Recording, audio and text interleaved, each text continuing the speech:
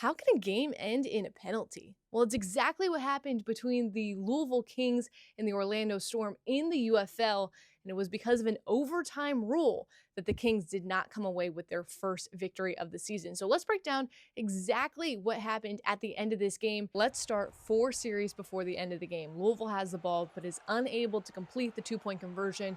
The Storm get the ball back. Jack Plummer tries to throw the ball towards the end zone, but that's when Louisville is called for a defensive penalty. That's their first one of the overtime. That's important.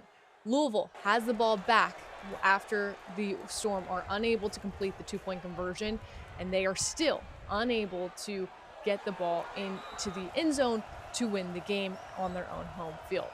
The Storm have the ball once again. This time, Louisville is called again for another defensive penalty. That's their second one of the overtime period. And that's when the refs blow the whistle dead and call the end of the game. Because that's their second defensive penalty of the overtime period, that means that the Storm are awarded 2 points. The refs essentially say the game is over, the Storm win, and Louisville has no chance to try to win the game back on the field. This is what Chris Redmond said after the game. Yeah, that's the rules, so I didn't make them up. Unfortunately, that's the way we have to play.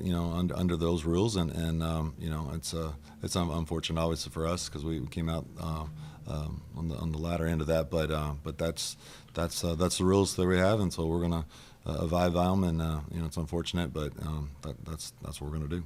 A very strange scenario. But here's what the Storm's head coach said after the game as well. And clearly with that rule, a lot of people aren't going to understand that, but once you have a defensive penalty, okay, on your team in any of those plays, then you can't have another one moving forward after that.